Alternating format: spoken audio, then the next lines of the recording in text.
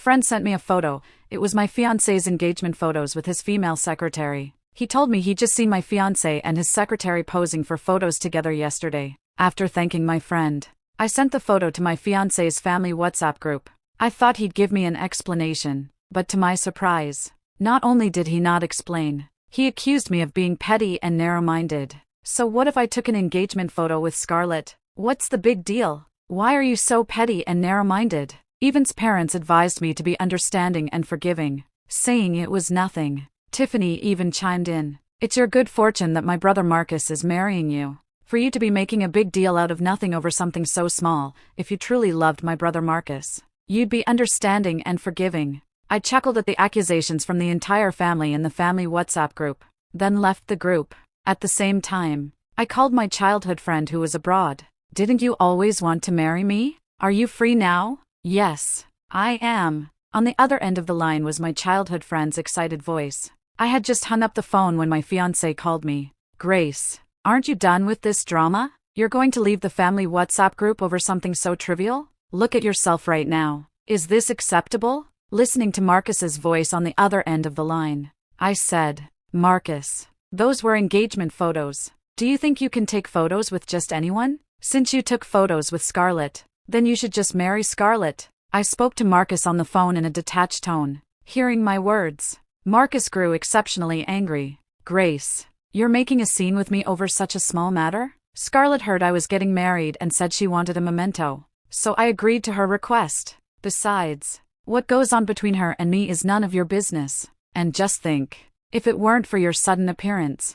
Scarlett and I would have been married already. On the other end of the phone, Marcus's voice was full of fury. I listened to his words and let out a cold laugh. What did he mean? Asterisk, if it weren't for my appearance, he and Scarlett would have been married, asterisk. What's more, back then, it was Henry and Margaret who begged my family, hoping Marcus would marry me. Over the years, I had taken meticulous care of Marcus. Perhaps it was precisely because I was too good to Marcus's family that they started to think I was easy to push around. It was at this moment that I finally understood endless giving leads to absolutely nothing. Marcus, if that's the case, then go and marry Scarlett. Grace, you're being so childish. Do you really think these little games will threaten me? On the other end of the phone, Marcus's voice still seethed with anger. Marcus, ignore that woman. Just think, if it weren't for her, you and Scarlett would have been together ages ago. Someone like her will only use these kinds of words to threaten you. If you just ignore her,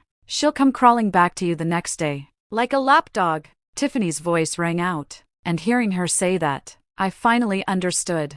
All my so-called devotion was, in their family's eyes, nothing more than an attempt to curry favor and flatter them. If that's the case, then, my engagement with the Shaw family is off. After hanging up the phone, I called Robert and Susan. I told Robert and Susan that I couldn't marry Marcus anymore. After I finished speaking, Robert said, since you've made your choice, then our family's cooperation with the Shaw family should be cancelled as well. The family begged us to marry our daughter to them, and now they think our family is easy to bully. After saying that, Robert told me that he respected my decision. Susan, on the other hand, was even more supportive of me marrying Ethan. You and Ethan are childhood sweethearts. If hadn't known you were going to marry Marcus back then, he never would have left. If that's the case, then you should marry Ethan. After hanging up the phone, I received a photo from my childhood friend. In the photo was a plane ticket. Grace, wait for me. I'll be back soon. After turning off my phone, I prepared to return to the company, but I hadn't expected to see Scarlett just as my car pulled out of the neighborhood. She was with Marcus. Seeing my car, Marcus's face turned cold, and he directly blocked my car. Grace, didn't you want an explanation from me? I brought Scarlett here to give you that explanation. I smiled faintly and said, it's no longer important. Hearing this, Marcus replied coolly, Grace, don't pretend you're too good for me. Who in the city's elite social circle doesn't know that you, goo, are my lapdog? I looked at Marcus and let out a cold laugh. Now, I couldn't even be bothered to argue with him. Scarlett, meanwhile, looked at me with feigned grievance. Grace, the photo Marcus and I took, I just wanted it as a keepsake for myself. I never thought the photo studio would display it. Grace, please don't worry. There's really nothing going on between Marcus and me. I know I'm not worthy of Marcus. If you mind, Grace. I just won't see Marcus again. I'll go abroad and never come back. After saying that, she glanced at Marcus, and the reluctant look in her eyes was particularly sickening. But's eyes reddened, and he glared at me fiercely, saying, Grace, are you happy now? Let me tell you, Grace, I absolutely despise how your family throws its weight around. Scarlett, what has she done wrong? Just because she likes me, you're forcing her to leave. Grace, if Scarlett really leaves, I will never forgive you in this lifetime. Listening to Marcus's words, I let out an angry laugh. I hadn't said a word, yet in their eyes, I had become the villain. No, you don't have to leave. I looked at Scarlett and said calmly, Grace, good thing you know what's good for you. Hearing that, Marcus looked at me triumphantly. Scarlett isn't in a good mood, so I'll spend some quality time with her today. As for you, go home and reflect on yourself. With that, Marcus pulled Scarlett along and left. As they left, Scarlett turned back to glance at me. I could clearly see a trace of triumph in her eyes. Watching and Marcus leave, I smiled. Then, I called the company's secretary. Does the Shao family have 2 investment agreements with us? Yes, Mr. Marcus. We've evaluated those 2 agreements. They won't make any money. In fact, they'll likely lose money, the secretary said, sounding helpless. She knew how good I had been to Marcus and that I would usually go through with things even at a loss. No need. Cancel those 2 agreements. I'm not marrying Marcus anyway. The secretary was clearly surprised. In her eyes, my devotion to Marcus had been unconditional. I didn't offer any further explanation and simply hung up the phone. Afterwards, I quickly headed to the airport. At the airport, I met Ethan. He was looking at me with a beaming smile and said, Let's go! We're getting our marriage certificate. Grace, I've been waiting for this day for a long time. I don't want to wait another minute. I agreed with a smile. As we left the county's office, Ethan took my hand and said, Grace, I still have some unfinished business abroad. Once I'm done, I'll come straight back to be with you. After saying that, he kissed me and then left in a hurry. I looked at the marriage certificate in my hand and smiled. I returned to the company and resumed my work. At that moment, I received a photo from Scarlett. In the photo, she and Marcus were on a cruise ship, looking exceptionally sweet together. I smiled faintly. None of this mattered anymore. However, I hadn't expected Marcus to call me just as it was nearing quitting time. Grace, Scarlett accidentally sent you that photo. Don't overthink it. Scarlett and I were just out having some fun. It's nothing serious, Marcus said over the phone.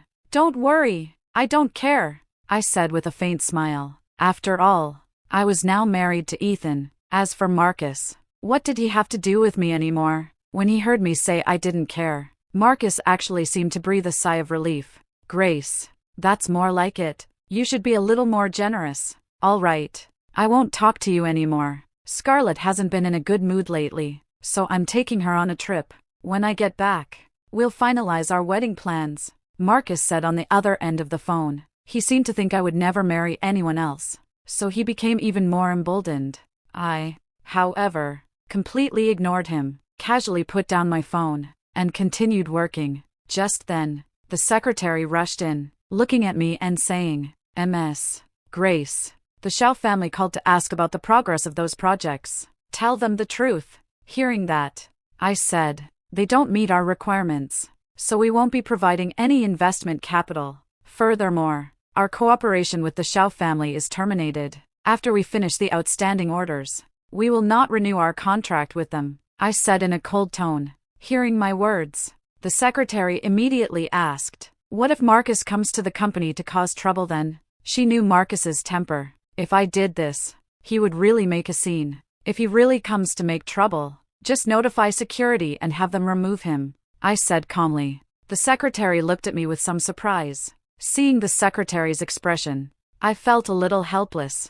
She had been with me for many years, so naturally, she knew a lot about me. I casually pulled out a marriage certificate and handed it to the secretary. The secretary glanced at it and instantly understood. Ms. Grace, don't worry, I definitely won't let Marcus bother you. She saw the marriage certificate with Ethan and my names, and naturally understood that I could no longer marry Marcus. After the secretary rushed out, I sent a message to Ethan. Ethan told me he was currently selling his assets abroad and would return once everything was liquidated. Why are you selling your assets? I asked, a little surprised. I've married you, so of course, I'll be with you from now on, Ethan said seriously over the phone. I smiled, indicating my agreement. After hanging up the phone, I prepared to go home and sleep, but I hadn't expected Marcus's phone call to come in just as I arrived home. Grace, you're still making a scene, just as I thought. On the other end of the phone, Marcus said angrily, Scarlett and I just got off the plane, and I heard you rejected my family's projects.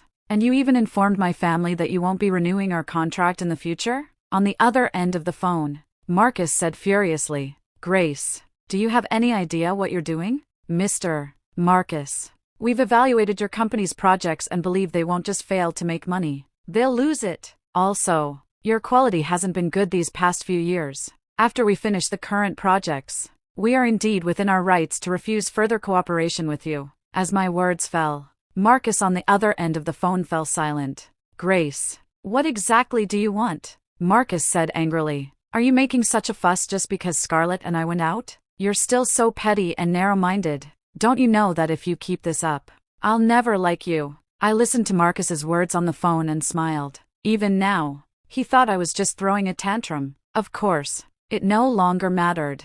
Mr. Marcus, if there's nothing else, I need to rest. After saying that, I didn't wait for Marcus to speak. I just hung up the phone and then turned it off. I had no desire to continue getting entangled with Marcus. Then, I lay down and immediately fell asleep. The next morning, as soon as I opened my door, I saw Marcus, his face ashen, standing on my doorstep.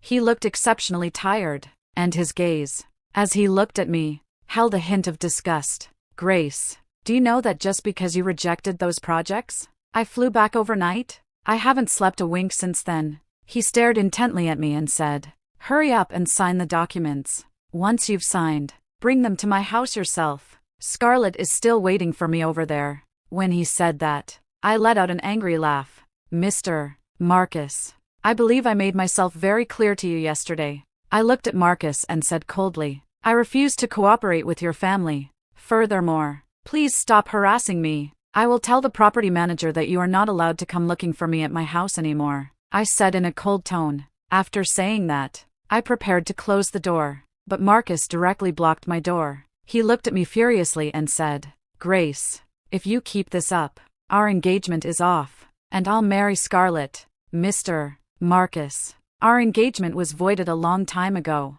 I looked at Marcus and said, Also, just so you know, I'm already married. Grace, what did you say? You're married? Hearing this, Marcus was stunned into a long silence. Then, he looked at me, his eyes full of disgust, and said, Grace, if you're going to lie, at least make it believable. Who else but me would be willing to marry you? Marcus said haughtily. I listened to Marcus's words and smiled. Now, I didn't even have the inclination to be angry with Marcus.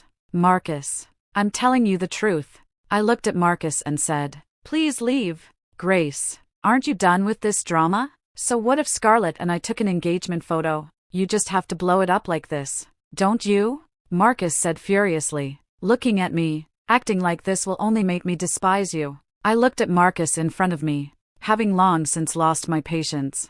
Marcus, I'll say it again, I'm already married. As for you, you have no relationship with me anymore. At this moment, I looked at Marcus and spoke with indifference. Hearing me say that, Marcus's face turned ashen, and he stared intently at me, his gaze full of anger. He said, Grace, I've already told you, there's really nothing between Scarlett and me. Marcus, I've also told you that what happens between you and Scarlett is no longer important to me. I looked at Marcus in front of me, saying with a helpless expression, Marcus, if there's nothing else, please leave. I looked at Marcus and said seriously, Marcus, at this point, was starting to get on my nerves, but I hadn't expected Marcus to grab me directly, saying, Grace, you can make me leave, but first, approve those 2 proposals. He looked at me, even threateningly. If you don't approve them, I certainly won't let you off. I looked at Marcus in front of me, my face full of helplessness.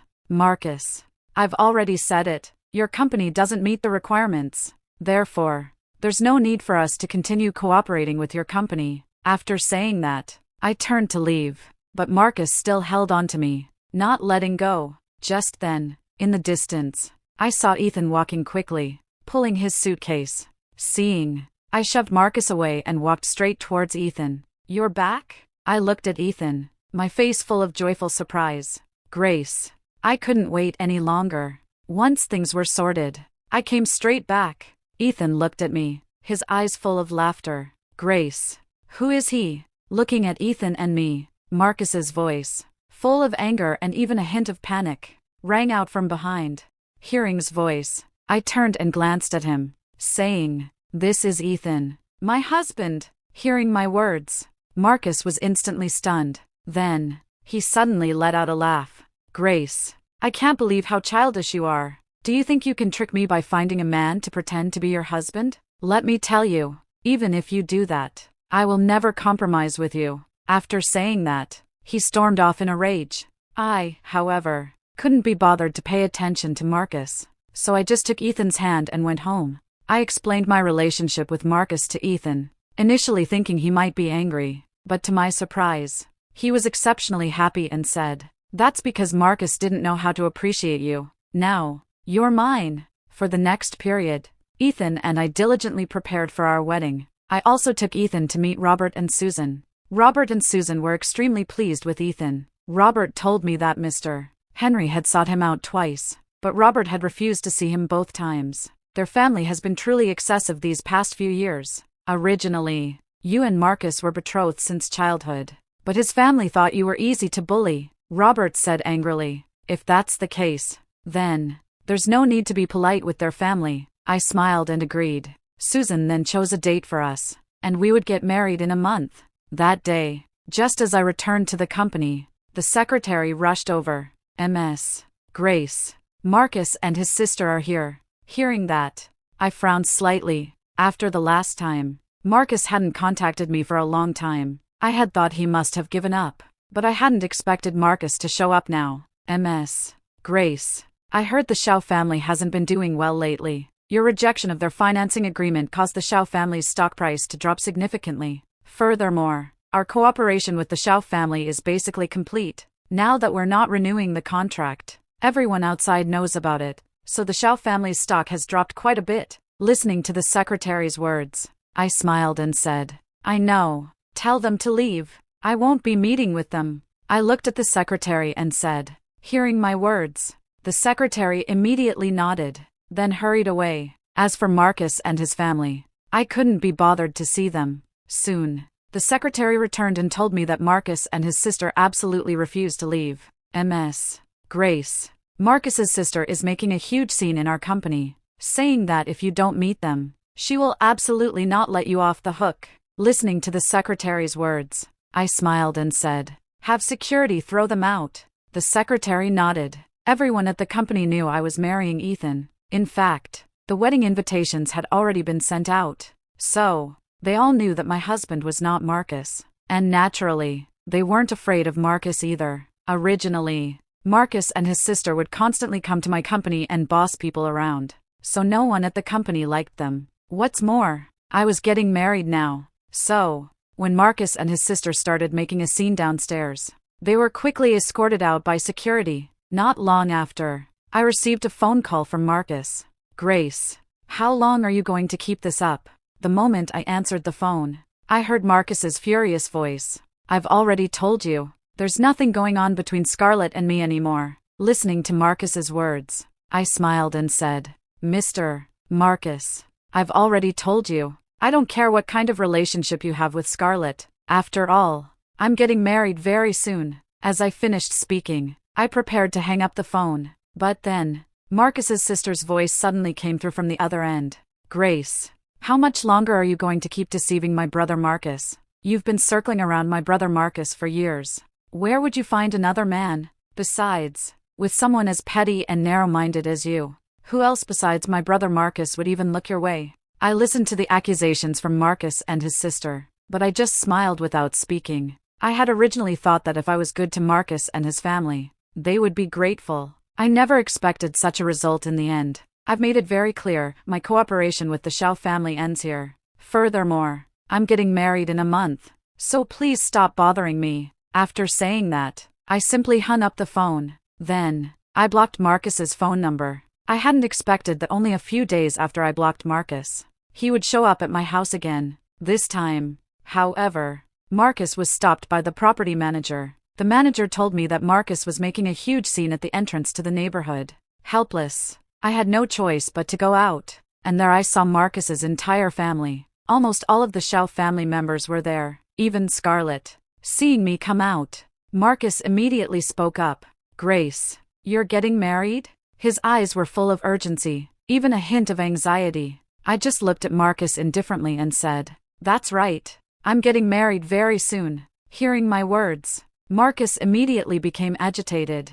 Grace, what are you doing? Have you forgotten that our families were betrothed since childhood? He continued, looking at me. What you're doing now is a betrayal of trust. Besides, what right do you have to just say you're getting married? We haven't even broken up yet. I looked at Marcus, then glanced at Scarlett behind him, and smiled faintly. Don't you have Scarlett? Didn't you say you were going to marry Scarlett? Didn't you even feel that I was forcing you to marry me? If that's the case, then, am I wrong for granting your wish? My rhetorical questions immediately silenced the Shao family. Ultimately, their family had lived so well all these years because of their connection to my family. Yet, they still felt I wasn't good enough for Marcus. If that's the case, then I choose to withdraw. Grace, if you don't like me, I'll just leave. Scarlett, standing nearby, choked back her grievances and said, I'll never come back again. Just forgive Marcus. As long as Marcus is happy, I have no problem with anything.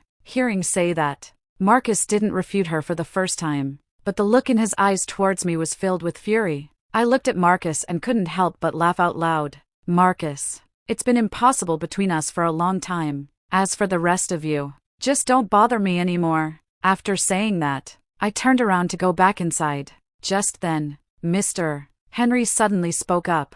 Grace, I admit that our family didn't value you enough before, but no matter what, our two families were betrothed since childhood. Therefore, I still hope your family can fulfill that agreement. Listening to Mr. Henry's shameless words, I pointed to Scarlett, who was still standing with Marcus, and smiled. Mr. Henry, you should probably take a look at your son and his secretary. Mr. Henry looked at me and said, if you mind, I can make Scarlett leave. No need. My engagement with your family has already been called off, I said in a cold tone. The group from the Shao family still wanted to speak, but I turned and walked away. Now that I had made things clear to them, what was the point of continuing to get entangled with them? A month later, Ethan and I's wedding proceeded as planned. With the blessings of the entire city, Ethan and I completed our wedding. After the wedding, Ethan and I lived happily. On this particular day, the secretary told me that Marcus had come to the company,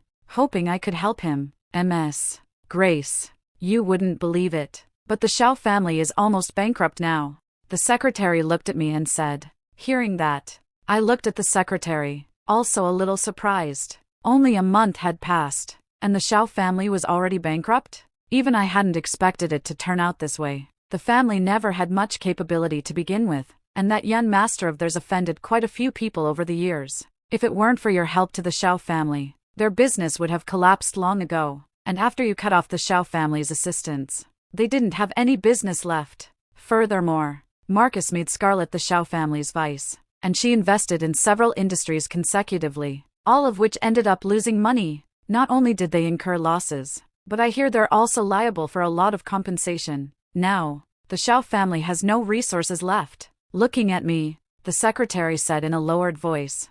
I was truly surprised when I heard that. In the past, Marcus always claimed that his family's company could still thrive even without my financial support. I had originally thought that at most, the Shao family's business would decline by half. But I never imagined that simply cutting off my support would cause the Shao family to collapse so quickly. I saw Marcus in the conference room. Marcus's eyes were bloodshot. When he saw me, he immediately grabbed my hand and shouted emotionally, Grace, I was wrong. I truly know I was wrong. Grace, Scarlett lost all their family's money, then absconded with a large sum of company money, and now she's fled abroad. Grace, please forgive me. Let's get married. I promise I'll never treat you like this again. He held my hand, pleading repeatedly. As long as you help my family through this difficult time, I'll agree to any condition you set.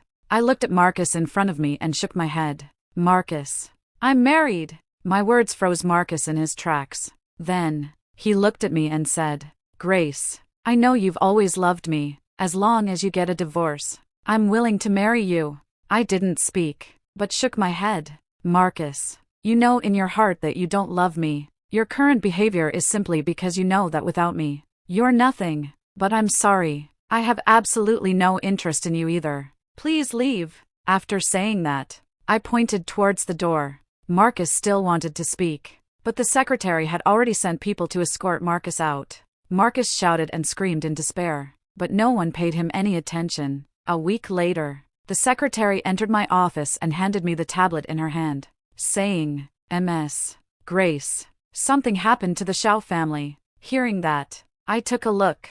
It was a news report. The family went bankrupt. Mr. Henry, angered by the whole affair, suffered a stroke and collapsed. And all their family's money was also absconded with by Scarlett. In the end, they couldn't even afford the hospital bills. Marcus and his sister even ran abroad to find Scarlett. But how could Scarlett possibly return the money? During the confrontation, the two of them jointly killed Scarlett. Now, they have been arrested abroad, and what awaits them is imprisonment. As for Henry and Margaret, without their children by their side and with no money, it's unlikely they'll live much longer. Looking at the news report, I smiled and said, I know. As for Marcus's current situation, he brought it all upon himself. Why should I bother with him? When I got home, I saw Ethan busy in the kitchen. Seeing me return, he immediately pulled me into his arms. Thank you for watching this video. If you have any thoughts about this story, feel free to share them in the comments section. Here is Roses and Love, sharing stories about marriage and women every day. See you tomorrow.